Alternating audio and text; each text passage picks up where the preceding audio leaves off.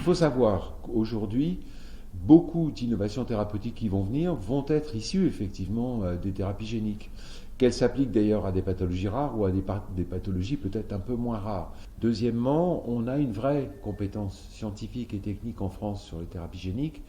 On a un potentiel énorme effectivement en termes de développement. Troisièmement, c'est un atout extraordinaire pour la France. Thérapie génique, c'est souvent maladie rare. Maladie rare, c'est peu de patients à traiter. Il y aura peu de centres en fait d'administration de ces thérapies géniques dans le monde et en Europe. Et faire de la France en fait une plateforme européenne pour traiter les patients qui ont des pathologies rares, c'est un enjeu important finalement. Au fond, est-ce que c'est pas mieux que les Allemands, les Italiens, les Espagnols viennent chez nous plutôt que l'inverse? Encore que les patients français pourraient aller en Espagne au soleil, mais l'important c'est qu'en fait il y a un enjeu économique derrière, scientifique, technologique qui est important, et on ne peut pas trop louper ce virage parce que c'est au fond la source d'innovation du futur, une des sources d'innovation du futur.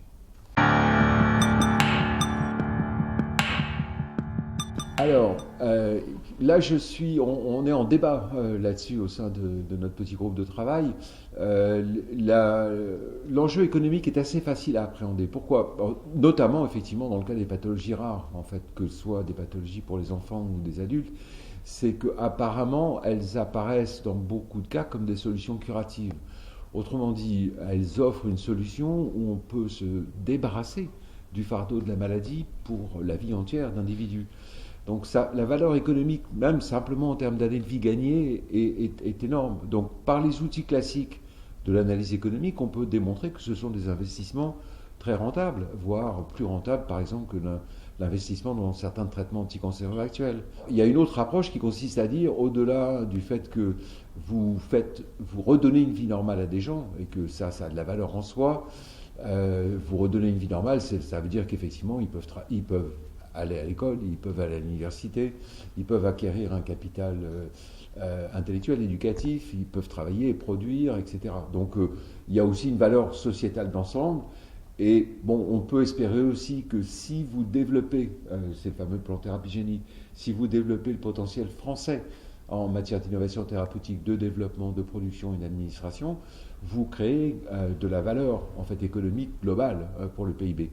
Mais je voudrais insister sur quelque chose. En fait, les modes d'évaluation économique classiques aujourd'hui, à part le fait qu'il y a un vrai problème de mesure de l'incertitude dans le temps effectivement de l'efficacité de thérapie, valoriseraient très bien en principe les thérapies géniques.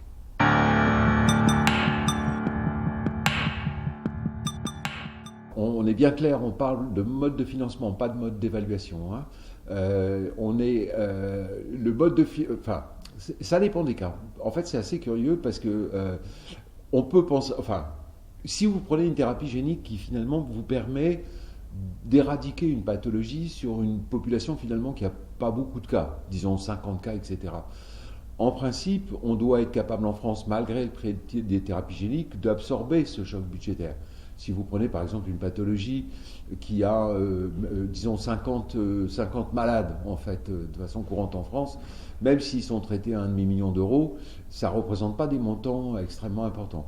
Ce qui est plus compliqué, c'est effectivement des pathologies qui ont une prévalence plus importante, donc un nombre de patients plus important, et une incidence récurrente plus importante. À ce moment-là, évidemment, l'impact budgétaire doit être absorbé par le budget annuel du médicament, et ça pose des problèmes parce que ça peut exclure finalement d'autres médicaments du territoire. Donc il va falloir probablement trouver des modalités de financement originales pour pouvoir étaler ce choc budgétaire au cours du temps.